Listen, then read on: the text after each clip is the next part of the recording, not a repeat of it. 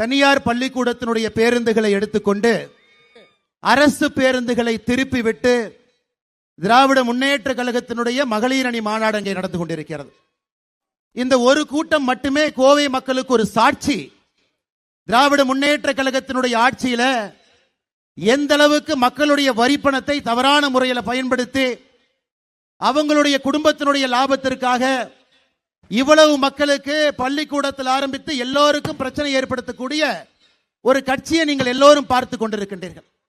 அந்த மாநாடு நடக்கணும்னா நேஷனல் ஹைவே ரோட்ல போர் மிஷினை கொண்டு வந்து நடு ரோட்ல போர் போடுற மாதிரி போர் போட்டு ட்ரில் போட்டு அதிலே திராவிட முன்னேற்ற கழகத்தினுடைய கட்சி கொடியை வைத்து கூட்டம் நடத்தி கொண்டிருக்கின்றார். ஆனா இங்கே பாரதிய ஜனதா கட்சி, தேசிய ஜனநாயக கூட்டணி, அனைத்து இந்திய அண்ணா திராவிட முன்னேற்ற கழகத்தினுடைய தலைவர்கள் மிக பொறுப்பாக அனுசரணையோடு மக்களை எல்லாம் அழைத்து உங்களை எஜமானனாக மதித்து நீங்கள் எஜமானர்கள், நாங்கள் உங்களுக்கு சேவை செய்வதற்காக இங்கே இருக்கின்றோம் என்பதை காட்டுவதற்காக இங்கே ஒரு கூட்டம் நடந்து கொண்டிருக்கிறது. அருமை சொந்தங்களே, 2026 சட்டமன்ற தேர்தல் என்பது இதை பறைசாற்றக்கூடிய தேர்தல்.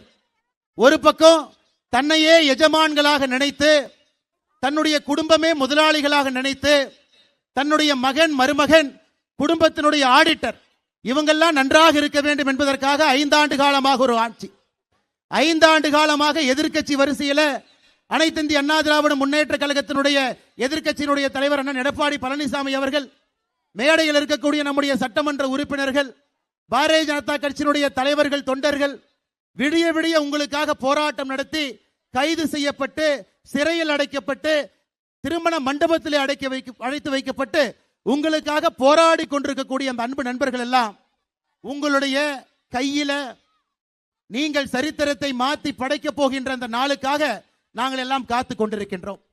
இன்னும் சரியாக 100 நாட்கள்ல 2026 சட்டமன்ற தேர்தல் நடக்கும் பொழுது நீங்கள் ஒரு விரல்ல நீங்கள் ஏற்படுத்தக்கூடிய அந்த புரட்சி என்பது நிச்சயமாக நல்லவர்களை, தேசிய ஜனநாயக கூட்டணியை, முதலமைச்சர் அண்ணன் எடப்பாடி பழனிசாமி அவர்களை, அனைத்து இந்திய அண்ணா திராவிட முன்னேற்ற கழகத்தினுடைய சட்டமன்ற உறுப்பினர்களை, பாரதிய ஜனதா கட்சியினுடைய சட்டமன்ற உறுப்பினர்களை, கூட்டணி கட்சியினுடைய சட்டமன்ற உறுப்பினர்களை அங்கே உங்களுக்கு வேலை பார்ப்பதற்காக நீங்கள் அனுப்பி வைப்பீர்கள் என்கின்ற முழு நம்பிக்கை எனக்கு இருக்குங்க ஐயா. ஆரம்பிக்கும் பொழுது எதற்காக நான் இதை சொல்லுகின்றேன் என்றால், கடுமையாக உழைக்கக்கூடிய நடுத்தர மக்கள், நீங்கள் கடுமையா உழைக்கிறீங்க, மாசம் கடுமையாக உழைத்து சம்பாதிக்கிறீங்க, அதுல பட்ஜெட் போட்டு வாழ்றீங்க, அரசுக்கு வரி கட்டுறீங்க, அரசுக்கு வருமான வரி கட்டுறீங்க, அரசுக்கு குடிநீர் வரி கட்டுறீங்க. கோவிட் காலகட்டம் 2020-21 கோவிட் தடுப்பூசியை மோடி ஐயா கொடுக்கிறாங்க, நேரடியா சென்னைக்கு வரும், அங்க இருப்பவர்கள் அதை பிரித்து ஒரு மாவட்டத்திற்கும் அனுப்பி வைக்கணும். தமிழகத்திலே மிக குறைவான தடுப்பூசிகள் கொடுக்கப்பட்ட மாவட்டம் கோயம்புத்தூர் மாவட்டம். வேண்டுமென்றே திட்டமிட்டு 2021 திராவிட முன்னேற்ற கழகம் ஆட்சிக்கு வந்த பிறகு கோயம்புத்தூர் மக்களுக்கு வேண்டுமென்றே கோவிட் தடுப்பூசிகளை குறைவாக கொடுத்தாங்க. அனைத்து இந்திய அண்ணா திராவிட முன்னேற்ற கழகம் ஆர்ப்பாட்டம் செய்த பிறகு, பாரதிய ஜனதா கட்சி ஆர்ப்பாட்டம் செய்த பிறகு முதலமைச்சர் அங்கிருந்து இங்க வந்தாரு, இஎஸ்ஐ மருத்துவமனைக்கு போனாரு, ஒரு கோட்டை போட்டாரு, அடுத்த விமானத்தை பிடிச்சு திரும்ப போயிட்டார். அது கோயம்புத்தூர் மக்களுக்கு திமுகவினுடைய எச்சரிக்கை, எங்களை நீங்க ஆட்சி கொண்டு வரலீனா கோயம்புத்தூருக்கு எதுவும் செய்ய மாட்டோம் என்கின்ற எச்சரிக்கையை கொடுத்தாங்க. அதையெல்லாம் பல்லை கடுத்து கொண்டு பொறுமையாக 4 ஆண்டு காலம் நாம் தாண்டி இருக்கின்றோம். அன்பு சொந்தங்களே, இன்னைக்கு ஒரு 10 ரூபா அமைச்சர் யார் என்று உங்களுக்கு தெரியும். திராவிட முன்னேற்ற கழகத்தினுடைய மகளிர் அணி மாநாட்டில் அவர் பேசுறாரு. இன்னைக்கு சாயந்தரம் அந்த 10 ரூபா அமைச்சர் சொல்றாரு, கோயம்புத்தூர்ல 10க்கு 10 ஜெயிக்கிறது தான் திராவிட முன்னேற்ற கழகத்தினுடைய இலக்கு. 10 ரூபாய் அமைச்சர் அவர்களே, டாஸ்மார்க்ல வேணா பாட்டிலுக்கு 10 ரூபாய் ஏத்தி ஜெயிக்கலாம், ஆனா தேர்தல் களத்தில் மக்களுடைய மனதை தேசிய ஜனநாயக கூட்டணி வென்று விட்டது. கோயம்புத்தூர்ல 10க்கு 10 என்கின்ற உங்களுடைய கனவு எப்பொழுதும் கனவாக மட்டும்தான் இருக்கும். அருமை சொந்தங்களே, எந்த காரணத்திற்கும் கூட இந்த பகுதியில் தப்பி தவறியும் கூட திராவிட முன்னேற்ற கழகமோ அவருடைய கூட்டணி கட்சியோ நீங்கள் விட்டுவிடக் கூடாது. கோயம்புத்தூரை நாசம் செய்தவர்கள், கோயம்புத்தூருடைய வளர்ச்சியை தடுத்து நிறுத்தியவர்கள், கோயம்புத்தூர் மக்களுடைய வளர்ச்சிக்கு எந்த காலகட்டத்திலும் கூட உறுதுணையாக இல்லாதவர்கள், திராவிட முன்னேற்ற கழகத்தை சார்ந்தவர்கள், முதலமைச்சரிலிருந்து கட்சியினுடைய கடைக்கோடி தொண்டன் வரை கோயம்புத்தூருடைய வளர்ச்சிக்கு எதிராக மட்டும்தான் பாடுபட்டு இருக்கின்றார்கள். இதெல்லாம் எதுக்காக நான் சொல்றேனாங்க, நாம மறந்துடக்கூடாதுங்க. தமிழ்நாட்டு மக்கள் ரொம்ப அன்பானவர்கள், வேகமா மன்னிச்சு விட்டுருவாங்க, பொழைச்சு போன ஒரு ஓட்டையும் போட்டுருவாங்க. ஆனா இந்த முறை பொழைச்சு போங்கின திராவிட முன்னேற்ற கழகத்திற்கு ஒரு ஓட்டையும் கூட இந்த பகுதியினுடைய அன்பு சொந்தங்கள் நீங்கள் அளிக்க கூடாது என்கின்ற தாழ்மையான வேண்டுகோளை இந்த கூட்டத்தின் மூலமாக உங்களுக்கு வைத்துக் கொண்டிருக்கின்றோம். அருமை சொந்தங்களே, இன்னைக்கு இந்த பஞ்சாயத்தை முடிவு கொண்டு வரணும். அந்த திராவிட முன்னேற்ற கழகத்தினுடைய மேடையில முதலமைச்சர் மு க ஸ்டாலின் அவர்கள் பேசுறாரு, அதிமுக அடிமை கட்சி, பாரதிய ஜனதா கட்சியை பொறுத்தவரை சங்கி கட்சி, ரெண்டு பேருமே டெல்லிக்கு அடிமையா இருப்பதற்காக ஒரு கூட்டணியை உருவாக்கி இருக்கிறாங்க. இதை தற்கூரி உதயநிதி பேசியிருந்தால் பரவாயில்லை, மன்னிச்சிடலாம். ஆனா தமிழகத்தினுடைய முதலமைச்சராக இருப்பவர் திராவிட முன்னேற்ற கழகம் ஆட்சியில் இருந்ததை விட, அவர்களை விட அதிகமாக ஆட்சியில் இருந்தவர்கள் அனைத்து இந்திய அண்ணா திராவிட முன்னேற்ற கழகத்தினுடைய கட்சியும் அதனுடைய தலைவர்கள். ஒரு முதலமைச்சர் இந்த வார்த்தையை பேசிய பிறகு அவருக்கு நாம பதில் சொல்லினா தப்பா போய். ஆமாம், என்னை பொறுத்தவரை அனைத்து இந்திய அண்ணா திராவிட முன்னேற்ற கழகம் அடிமை கட்சி தான். யாருக்கு அடிமை? மக்களுக்கு அடிமை. மக்களை எஜமானராக மதித்து மக்களுக்கு அடிமையாக இருக்கக்கூடிய கட்சி. தேசிய ஜனநாயக கூட்டணியும் அடிமை கூட்டணி தான். யாருக்குங்க? தமிழ்நாட்டினுடைய மக்களுக்கு நாங்கள் அடிமை. தமிழ்நாட்டினுடைய மக்கள் எஜமான்களாக அவர்களுக்காக சேவை செய்ய வேண்டும் என்று நினைக்கக்கூடிய கூட்டணியை நீங்கள் அடிமை என்று சொன்னால் அதை பெருமையாக எங்கள் நெஞ்சிலே அணிந்து கொண்டு மக்களுக்காக 100 நாட்கள் நாங்கள் இங்கே இருப்போம், களத்தில் இருப்போம், ஆட்சி மாற்றம் வரும். முதலமைச்சர் அவங்க அதோடு நிக்கல. இன்னைக்கு ஒரு பெரிய பொய்ய நம்முடைய கிராமத்தில் இருக்கக்கூடிய பெரியவங்கிட்ட விதைச்சுக்கிட்டு இருக்கிறாங்க. 100 நாள் வேலை வாய்ப்பு திட்டத்தை பாரதிய ஜனதா கட்சியினுடைய ஆட்சி மத்தியில அதை நிறுத்த போறாங்க. அன்பு சொந்தங்களே, நீங்க உங்களுக்கு நல்லா தெரியும், 2021 தேர்தல் வாக்குறுதியில திராவிட முன்னேற்ற கழகம் சொல்லி இருந்தார்கள், நாங்க ஆட்சிக்கு வந்தவுடனே 100 நாள் வேலை வாய்ப்பு திட்டத்தை 150 நாட்களாக உயர்த்துவோம் என்று சொன்னார்கள். சொன்னாங்களா இல்லைங்களா? நீங்க சொல்லுங்க. ஆட்சிக்கு வந்தா 100 நாள் வேலை வாய்ப்பு திட்டத்தை 150 நாட்களாக உயர்த்துவோம் என்று திராவிட முன்னேற்ற கழகம் சொன்னார்களா? இதுவரை எதையும் செய்யல, ஒரு துரும்பை கூட கிள்ளி போடல. ஆனா பாரத பிரதமர் நரேந்திர மோடி அவர்கள் தேர்தல் வாக்குறுதியா கொடுக்காம இன்னைக்கு 100 நாள் வேலை வாய்ப்பு திட்டத்தை 125 நாளாக உயர்த்தி இருக்கின்றார். 125 நாளாக. அன்பு சொந்தங்களே, கடந்த 4 ஆண்டுகள்ல மேலே நடப்பது பாரதிய ஜனதா கட்சியினுடைய ஆட்சி, இங்கே நடப்பது நமக்கு எதிரான ஒரு ஆட்சி, எதிர்கூட்டணியில் இருக்கக்கூடிய ஆட்சி. யோசிச்சு பாருங்க, 100 நாள் வேலை வாய்ப்பு திட்டத்துக்கு இந்தியாவில் அதிகமான பணத்தை பாரத பிரதமர் கொடுத்தது தமிழ்நாட்டிற்கு மட்டும்தான். உத்தரப்பிரதேசத்தை விட, மகாராஷ்டிராவை விட, ஹரியானாவை விட, பாரதிய ஜனதா கட்சி ஆளுகின்ற மாநிலங்களை விட இந்தியாவில் 100 நாள் வேலை வாய்ப்பு திட்டத்தில் அதிக பணத்தை கொடுத்தது தமிழ்நாட்டு மக்களுக்கு தான்.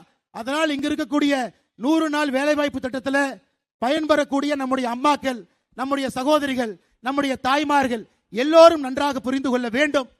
நம்முடைய ஆட்சி இங்க வந்தா மட்டும்தான் நம்முடைய தேசிய ஜனநாயக கூட்டணியுடைய முதலமைச்சர் வேட்பாளர் அண்ணன் எடப்பாடி பழனிசாமி அவர்கள் முதலமைச்சராக வரும் பொழுது இந்த 125 நாள் என்பது 150 நாள் என்பது நம்ம தாங்க செய்ய முடியும், அவங்க செய்ய முடியாது. அருமை சொந்தங்களே, சமீபத்தில் ஆந்திர பிரதேஷ் போயிருந்தேன் ஒரு வாரத்திற்கு முன்பு. ஆந்திராவினுடைய துணை முதலமைச்சர் சகோதரர் லோகேஷ் பேசிட்டு இருந்தார். அப்ப லோகேஷை பார்த்து நான் சொன்னேன், பிரதர் உங்களை பார்த்தா எனக்கு பொறாமையா இருக்கு. அவர் சொன்னார், ஏன் பிரதர் பொறாமப்படுறீங்க?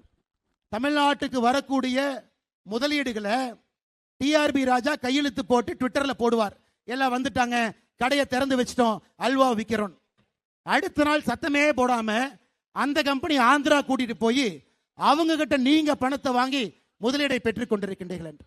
அதற்கு திரு லோகேஷ் அவர்கள் சொன்னது, பிரதர் மேல மோடி இருக்காரு, ஆந்திர பிரதேசை செய்ய வேண்டும் என்று சொல்லுகின்றார், என்ன வேண்டுமோ கொடுக்கின்றேன் என்று சொல்லுகின்றார், இந்தியாவிற்கு முன்மாதிரியாக ஆந்திர பிரதேசம் மாத்திரம்னு சொல்றார். இன்னைக்கு அதையே உங்களுக்கு நாங்கள் உறுதிமொழியாக கொடுக்கின்றோம். நம்முடைய ஆட்சி, நம்முடைய அனைத்து இந்திய அண்ணா திராவிட முன்னேற்ற கழகம், பாரதிய ஜனதா கட்சி, நம்முடைய கூட்டணி கட்சி நண்பர்கள் வெற்றி பெற்று சட்டப்பேரவையில் 2026 பதவி பிரமாணம் எடுக்கும் பொழுது மேலே மோடி அவர்களும் கீழே அண்ணன் எடப்பாடி பழனிசாமி அவர்களும் சட்டமன்றத்தில் நம்முடைய பாரதிய ஜனதா கட்சியினுடைய சட்டமன்ற உறுப்பினர்களும் தமிழ்நாட்டை முதன்மையாக்குவதற்காக நாம் பாடுபடுவோம். ஆனா திராவிட முன்னேற்ற கழகத்தை பொறுத்தவரை அவங்க குடும்பம் நல்லா இருக்கணும், மருமகன் நல்லா இருக்கணும், ஆடிட்டர் நல்லா இருக்கணும், இவங்க நல்லா இருக்கணும், அவங்க நல்லா இருக்கணும் யோசிக்கிறாங்களோ தவிர மக்கள் நன்றாக இருக்க வேண்டும் என்று எப்பொழுதும் யோசித்தது கிடையாது. 3 நாட்களுக்கு முன்பு திராவிட முன்னேற்ற கழகம் என்கின்ற டிராமா கம்பெனி இன்னொரு வேலையை செஞ்சாங்க. நீங்க பார்த்திருப்பீங்க. 2026 திமுகவினுடைய தேர்தல் வாக்குறுதி குழு போட்டிருக்கிறாங்க. இதனடா வம்பா போச்சு. பேய் பேய்னு கோயிலுக்கு போனா அங்க ரெண்டு பேய் சேர்ந்துக்கிட்டு ஜிங்கிஜா போட்டுச்சான். 2026 தேர்தல் வாக்குறுதி, 2021 தேர்தல் வாக்குறுதி, 511 தேர்தல் வாக்குறுதி திமுக கொடுத்தாங்க. முழுமையாக 51 தேர்தல் வாக்குறுதி இதுவரைக்கும் நிறைவேற்றல. ஐயா நல்லா கேட்டுங்க, நான் படித்தவன், உங்களுக்கு கட்டுப்பட்டவன். உங்ககிட்ட அந்த மேடையில் மைக் எடுத்து பொய் சொல்லி கைத்தட்டலுக்காக நாங்கள் பொய் சொன்னா தப்பா போயிருங்க ஐயா. ஏன்னா நீங்களா நம்பிக்கை வச்சு உட்கார்ந்து இருக்கிறீங்க. 511 தேர்தல் வாக்குறுதியில முன்னாள் அமைச்சர்கள் மேடையின் மீது இருக்கின்றார்கள், தலைவர்கள் இருக்கின்றார்கள். நீங்களே 511 தேர்தல் வாக்குறுதி எடுத்து சும்மா டிக்கு போட்டு பாருங்க.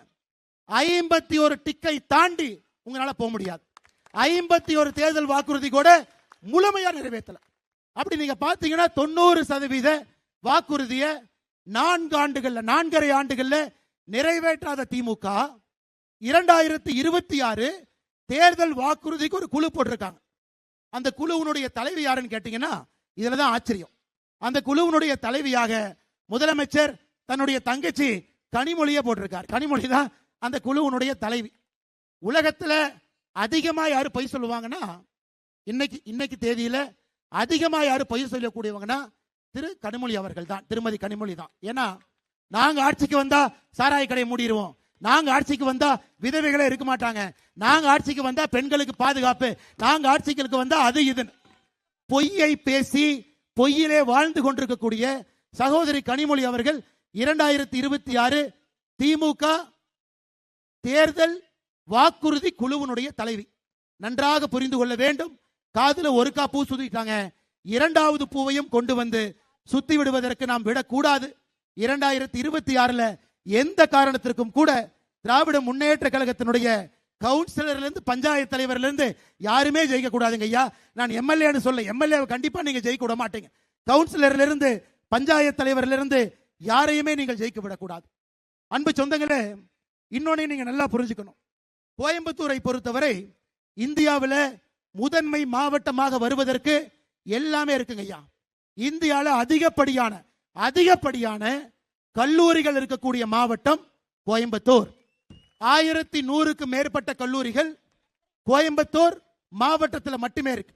எந்த மாவட்டத்திலும் இந்தியாவில் 1100 கல்லூரிகள் கிடையாது. அப்படி என்ன அவ்வளவு இளைஞர்கள் இங்க இருக்கிறாங்க, அவ்வளவு வேலை வாய்ப்பை உருவாக்கணும், அவ்வளவு தொழில் முதலீடை கொண்டு வரணும், நல்ல சாலை கொடுக்கணும், தரமான ஒரு வாழ்க்கைக்கு இந்த மாநகரத்தை உருவாக்கணும். எங்கேயும் எதையும் செய்யாத திராவிட முன்னேற்ற கழகத்தினுடைய ஆட்சி எப்படி கோயம்புத்தூருக்கு 10க்கு 10 அவங்க கனவுல ஜெயிச்சு எப்படி நமக்கு ஒரு நல்ல ஒரு மாநகரத்தை, நல்ல ஒரு கிராமத்தை எப்படி கொடுப்பாங்கன்னு யோசிச்சு பாருங்க. நமக்கு முன்னால் ஒரு ரோடு இருக்குதுங்க ஐயா, நமக்கு முன்னால் ஒரு ரோடு இருக்கு. இந்தியாவிற்கே முதன்மையான ஒரு ரோடு இங்க இருக்கு. 40 kilometre concrete road, Coimbatore Pollachi 40 kilometre concrete road. 2017 இங்கே அனைத்து இந்திய அண்ணா திராவிட முன்னேற்ற கழகத்தினுடைய பாராளுமன்ற உறுப்பினரும் மத்தியில நம்முடைய பாரத பிரதமர் நரேந்திர மோடியினுடைய ஆட்சி இருக்கும் பொழுது இந்த சாலைக்கு மட்டுமே இந்தியாவில் எங்கேயும் இல்லாத அளவுக்கு 40 கிலோமீட்டருக்கு 500 கோடி ரூபாய் கொடுத்து ஒரு உலக தரமிக்க கான்கிரீட் சாலையை போட்டு கொடுத்திருக்கோம்.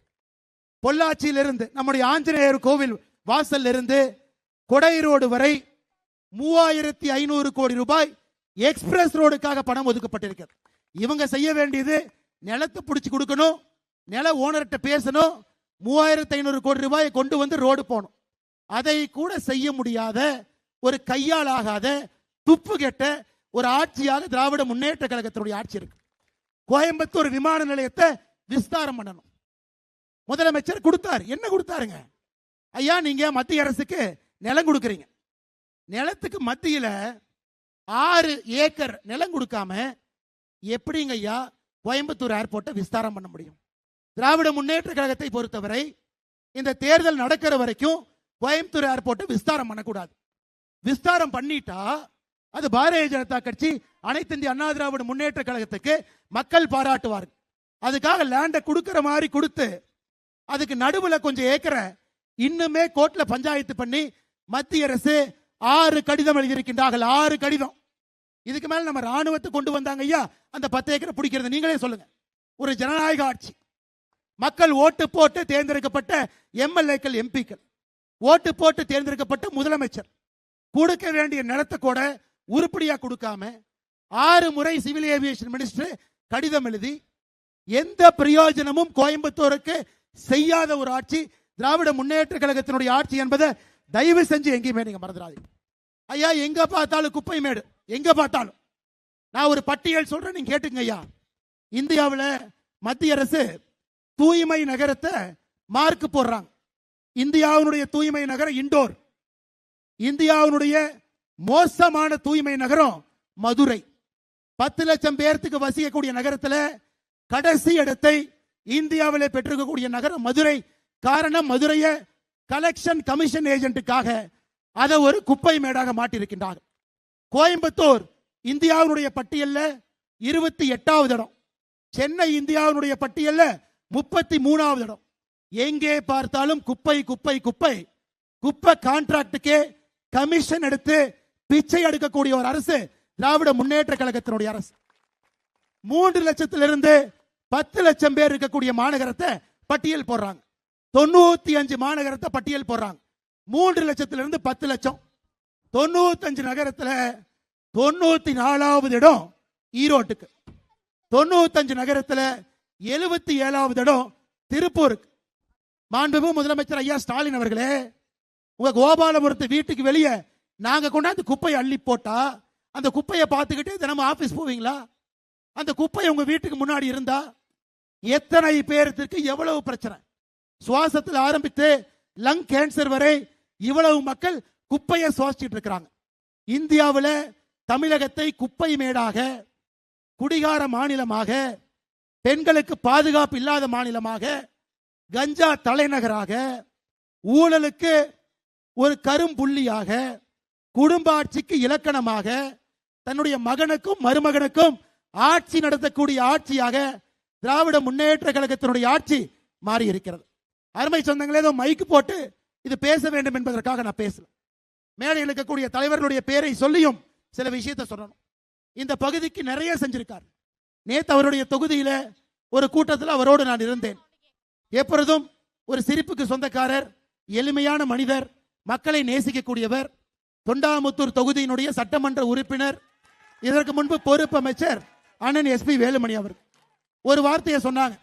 கோயம்புத்தூர் இந்தியாவில் எந்த நகரத்திற்கு மெட்ரோ ரயில் கொடுக்கிறாங்களோ இல்லையோ, கோயம்புத்தூருக்கு கொண்டு வருவது எங்களுடைய பொறுப்பு.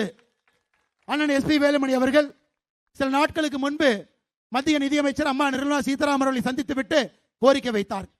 பாரதிய ஜனதா கட்சி நேரடியாக பாரத பிரதமர் நரேந்திர மோடி ஐயா கிட்ட கோயம்புத்தூர்ல நாமும் கோரிக்கை வைத்திருக்கின்றோம்.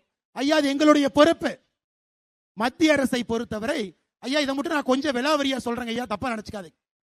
மெட்ரோ ரயில் மத்திய அரசு ஏன் குடையிறாங்கன்னா, மெட்ரோ ரயில் திட்டத்தை தப்பா போட்டாங்க ஐயா. நீங்களும் நானும் மெட்ரோ ரயில்ல போனா அதிக காசு கொடுத்து போகணும். இன்னைக்கு பெங்களூர்ல அந்த பிரச்சனை. மெட்ரோ ரயில் போடப்பட்ட பட்ஜெட்டை பெருசு பண்ணி சம்பந்தமே இல்லாத பட்ஜெட்டை போட்டு, இன்னைக்கு பெங்களூர் மெட்ரோ ரயில்ல போனீங்கன்னா பஸ்ல போறதை விட அதிக காசு, டாக்ஸியில போறதை விட அதிக காசு.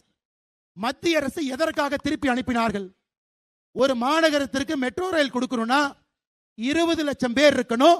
அது அடிப்படை, மத்திய அரசே மீற முடியாது. ஆனா நீங்க கோயம்புத்தூருக்கு மெட்ரோ ரயில் வேண்டும் என்று கொடுத்ததுல 14 லட்சம் 15 லட்சம் பேர் தான் இருக்கிறாங்க. ஆனா கோயம்புத்தூருடைய மக்கள் தொகை எளிதாக 25 லட்சத்தை நம்ம தாண்டியாச்சு. அப்படி இருக்கும் பொழுது ரிப்போர்ட்டை மாத்தி கொடுங்க. யாரும் ரிப்போர்ட்டை நிராகரிக்கவில்லை, ரிப்போர்ட்டை மாத்தி கொடுங்க. ரெண்டாவது, ஹோப்ஸ் காலேஜில் இருந்து மெட்ரோ ரயில் ப்ராஜெக்டை போட்டு நகரத்துக்குள்ள எடுத்துட்டு போறீங்க. இத்தனை இடத்துல நிலத்தை வேண்டும் என்று சொல்றீங்க, இத்தனை இடத்துல ஸ்டேஷன் கட்டணும்னு சொல்றீங்க. இதையெல்லாம் செய்தால் அந்த மெட்ரோல பயணிக்கக்கூடியவர்கள் அதிக காசு கொடுத்து அந்த மெட்ரோல போகணும். கொஞ்சம் இந்த திட்டத்தை மாத்தி, உண்மையாலுமே இவ்வளவு கிலோமீட்டர் வேணுமா, இத்தனை இடத்துல பார்க்கிங் வேணுமா, இத்தனை நிலம் வேண்டுமா, எஃபிஷியன்டா இந்த ரோட போட்டு எஃபிஷியன்டா மெட்ரோ ரயில் திட்டத்தை போட்டு திரும்ப கொடுங்க.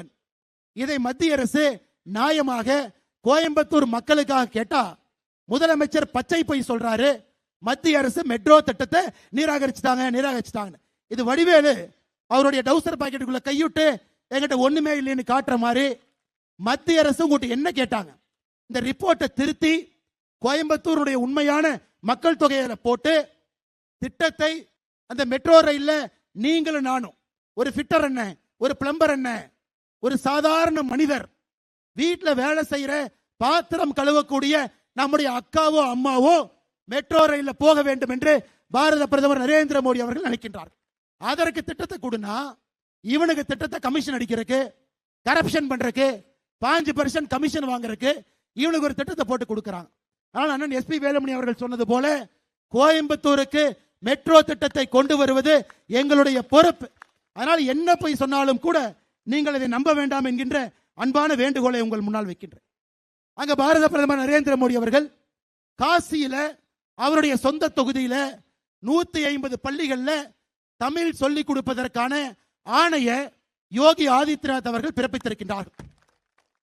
அங்கிருந்து உத்தரப்பிரதேசத்திலிருந்து குழந்தைகள் இன்னைக்கு உத்தரப்பிரதேச குழந்தைகள் கோயம்புத்தூர்ல 150 பேர் தமிழ் கற்கலாம் வாங்க என்கின்ற திட்டத்தில் கோயம்புத்தூர்ல 150 பேர் இருக்கிறாங்க. நாளைக்கு நம்முடைய துணை குடியரசுத் தலைவர், இந்த மண்ணினுடைய மைந்தன், நம்ம எல்லாம் பெருமைப்படுத்தி கொண்டிருக்கக்கூடிய அண்ணன் சிபி ராதாகிருஷ்ணன் இதே நிறைவு விழாக்கு வர்றாங்க. அங்க மோடி உத்தரப்பிரதேஷ் மக்களை தமிழ் படிங்கன்னு சொல்றார்.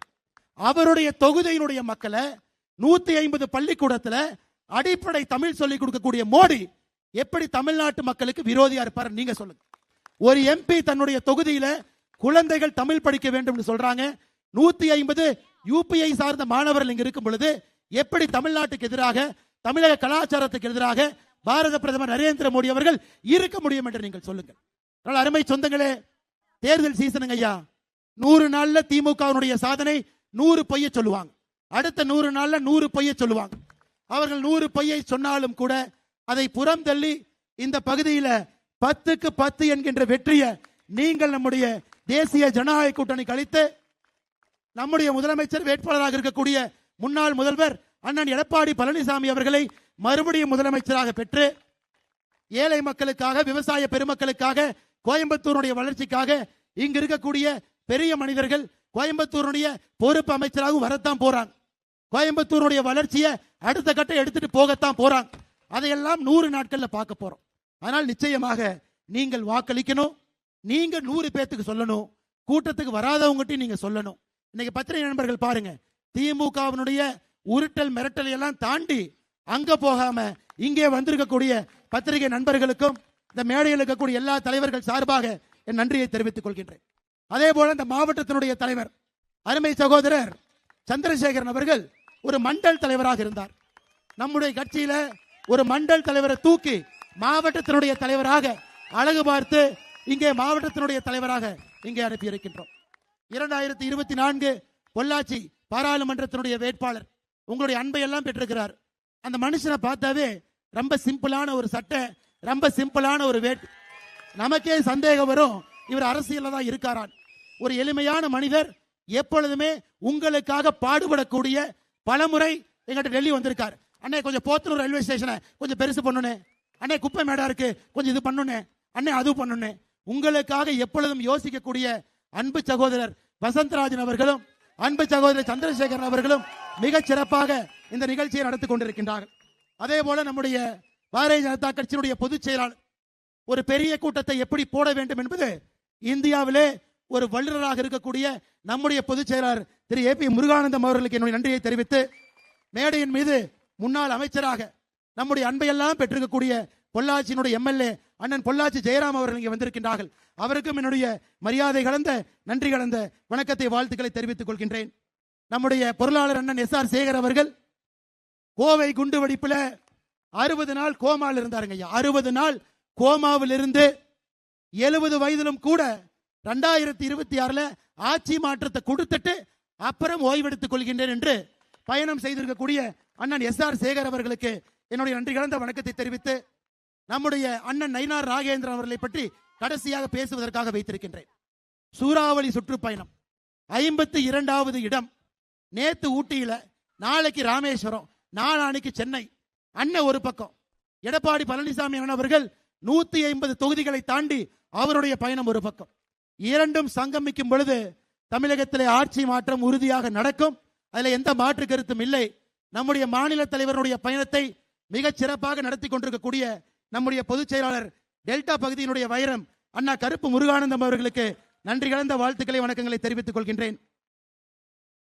அதே போல கிணத்துக்கடவு தொகுதியினுடைய எம்எல்ஏ அண்ணன் தாமோதரன் அவர், நான் பிஎஸ்ஜி கல்லூரியில் படிக்கும் பொழுது அண்ணனுடைய பையனும் கூட பிஎஸ்ஜி கல்லூரியில் தான் படித்தார். ஒரு நல்ல ஒரு மனிதர், எப்பொழுதும் மக்களுக்காக நிற்கக்கூடியவர். இன்னைக்கு அண்ணன் தாமோதரன் அவர்களும் இங்கே வந்திருக்கிறாங்க. அவர்களுக்கும் என்னுடைய மரியாதை கலந்த வாழ்த்துக்களை, வணக்கங்களை தெரிவித்துக் கொள்கின்றேன். அதே போல நம்முடைய சூலூரினுடைய சட்டமன்ற உறுப்பினர், விவசாயிகளுடைய பாதுகாவலராக இருக்கக்கூடிய அண்ணன் கந்தசாமி அவர்கள் வந்திருக்கின்றார்கள். அவர்களுக்கும் என்னுடைய மரியாதை கலந்த வாழ்த்துக்களையும், நம்முடைய கோரிக்கை ஏற்று, நம்முடைய அன்பை ஏற்று ஒரு குடும்பமாக மேடையின் மீது தவறாமல் இந்த நிகழ்ச்சிக்கு வந்திருக்கக்கூடிய எல்லா அனைத்திந்திய அண்ணா திராவிட முன்னேற்ற கழகத்தினுடைய தலைவர்கள், பொறுப்பாளர்கள், தொண்டர்களுக்கு பாரதிய ஜனதா கட்சி சார்பாக எங்களுடைய அன்பார்ந்த வணக்கத்தை உங்களுக்கு இந்த நேரத்தில் நன்றிகளை தெரிவித்துக் கொள்கின்றோம். அதே போல பாரதிய ஜனதா கட்சியினுடைய மூத்த நம்முடைய முன்னாள் மாவட்ட தலைவர்கள் புன்சிரிப்போடு சந்திரசேகர் அவர்களுக்கு ஆதரவு கொடுத்து அவருக்கு ஆதரவு நீட்டிக் கொண்டிருக்கக்கூடிய நம்முடைய முன்னாள் மாவட்ட தலைவர்கள் எல்லோருக்கும் இந்த நேரத்தில் பாபா ரமேஷ் அவர்கள், அண்ணன் முத்துராமலிங்கம் அவர்களுக்கு நன்றி கலந்த வாழ்த்துக்களை, வணக்கங்களை தெரிவித்துக் கொள்கின்றேன். மாவட்டத்தினுடைய பார்வையாளர் அண்ணன் மோகன் மந்திராச்சலம் அவர்களுக்கு, இந்த பகுதியினுடைய ஒன்றிய தலைவர், மண்டல் தலைவர் அண்ணன் சிவசுப்பிரமணியம் அவர்களுக்கு என்னுடைய சிறப்பு நன்றிகளையும், பாரதிய ஜனதா கட்சியினுடைய மாநில நிர்வாகிகள் பத்தாதுங்க, ஏன்னா வேலுமணி எண்ணெய் பத்தாதுங்க, ஏன்னா வேலுமணி எண்ணெய் எத்தனை இடத்துல நான் பார்த்திருக்கிற வள்ளி கும்மி ஆடி இருக்கிறாங்க. இன்னைக்கு அண்ணன் நயினார் நாகேந்திரன் அவர்கள் வள்ளி கும்மி ஆடினாங்க. எங்களுடைய ஆசை இந்தியாவில் அவங்களை ஆட வைக்கணும், குறிப்பாக நார்த் இந்தியா. போன ஆண்டு கொங்கு பகுதியினுடைய வள்ளி கும்மி 500 பேர்த்த வாரணாசி கூட்டிட்டு போய் காசி தமிழ் சங்கத்தில், அங்க இருக்கக்கூடிய உங்களுக்கு தெரியும் காசி விஸ்வநாதர் ஆலயத்தில் அவர்களுக்கு சிறப்பு அனுமதி பிரதமர் அலுவலகத்தில் பெற்று 500 நம்முடைய சகோதரிகள் காசி விஸ்வநாதர் ஆலயத்திற்கு முன்பு வள்ளி கும்மி ஆடினார். அந்த நிகழ்வுகள் நான் இருந்தேன். அப்ப அங்க இருக்கக்கூடியவங்க வந்து ஆச்சரியமா பார்த்தாங்க. எவ்வளவு நளினம், எவ்வளவு அழகு, எவ்வளவு புன்னகை, எப்படி ஆடுகின்றார்கள் இந்த பெண்கள். 6 வயசு குழந்தையிலிருந்து 70 வயது அம்மாக்கள் வரை மிக சிறப்பாக கொங்கு பகுதியை பெருமைப்படுத்திக் கொண்டிருக்கக்கூடிய எல்லா நம்முடைய வள்ளி கும்மியினுடைய எல்லா சொந்தங்களுக்கும் நீங்க ஆடும் பொழுது ஒரு 15 நிமிஷம் இழுத்து பார்த்தோம். வேலுமணி அண்ணன் வந்துருவாரு, அவரையும் ஆட வைக்க வேண்டும் என்பதற்காக ஒரு 15 நிமிஷம் இழுத்து பார்த்தோம். ஆனா அவர் கூட்டத்தில் மாட்டி மக்களுக்கெல்லாம் வணக்கம் சொல்லி கொண்டு வருவதற்கு தாமதமான நாள் இதை முடிக்க வேண்டிய கட்டாயம் வந்து விட்டது. யாரும் தவறாக நினைத்துக் கொள்ள வேண்டாம். நம்முடைய தமிழ் மாநில காங்கிரஸ் கட்சியினுடைய மாவட்ட செயலாளர் நம்முடைய அருமை அண்ணன் குணசேகரன் அண்ணன் அவர்கள் ஜி.கே. வாசனையா சார்பா வந்திருக்கிறாங்க. அவர்களுக்கும் நன்றி கலந்த வாழ்த்துக்களை, வணக்கங்களை தெரிவித்து, பெரிய மேடை, நல்ல மனிதர்கள், பண்பானவர்கள், சில மனிதர்களுடைய பெயரை என்னால் சொல்ல முடியவில்லை, எல்லோருடைய பெயரையும் சொன்னதாக நெறித்து இங்கே வந்துகளும் எங்களுடைய எஜமான்களுடைய பெயரை சொல்ல வேண்டாங்க ஐயா, உங்களுக்கு வேலை செய்வது எங்களுடைய வந்திருக்கக்கூடிய எல்லா எஜமான்களுக்கும் எங்களுடைய அன்பு கலந்த நன்றிகளை தெரிவித்து, இன்னும் 100 நாட்கள் மறந்தும் இருந்து விடாதீர்கள். மாற்றத்திற்கான வாக்கு, தேசிய ஜனநாயக கூட்டணிக்காக வாக்கு, அண்ணன் எடப்பாடி பழனிசாமி அவர்கள் முதலமைச்சராவதற்கான அந்த வாக்கு, நம்முடைய தேசிய ஜனநாயக கூட்டணி, அனைத்து இந்திய அண்ணா திராவிட முன்னேற்ற கழகம், பாரதிய ஜனதா கட்சியினுடைய கூட்டணி கட்சியினுடைய சட்டமன்ற உறுப்பினர்கள் சட்டமன்றத்துக்கு செல்வதற்கான வாக்கு அப்படிங்கறத நினைச்சு நீங்கள் வாக்களிக்க வேண்டும் என்று சொல்லி, நம்முடைய சாமி எப்பொழுதும் எல்லா மேடையிலும் இருக்கக்கூடிய சாமி ரொம்ப ஓப்பனா சொல்றார், நான் இப்படி தாயா, நான் தேசிய ஜனநாயக கூட்டணியோட தான், நான் பாரத பிரதமர் நரேந்திர மோடியோட தான், நான் அண்ணன் எடப்பாடி பழனிசாமி அவர்களோட தான், அதை பத்திலாம் பயம் இல்லை என்று இங்க வந்திருக்கக்கூடிய அண்ணன் பாபுஜி சாமிகள் அவர்களுக்கும் என்னுடைய வணக்கத்தை தெரிவித்து, எல்லோருடைய பாதத்தை தொட்டு வணங்கி மிக பொறுமையாக இங்கே அமர்ந்திருக்கக்கூடிய உங்கள் எல்லோருக்கும் நன்றி தெரிவித்து என்னுடைய உரையை முடித்துக் கொள்கின்றேன். நன்றி, வணக்கம். பாரத் மாதா கி ஜெய். தேசிய ஜனநாயக கூட்டணியுடைய ஒற்றுமை வெல்லட்டும். 2026 ஆட்சி மலரட்டும்.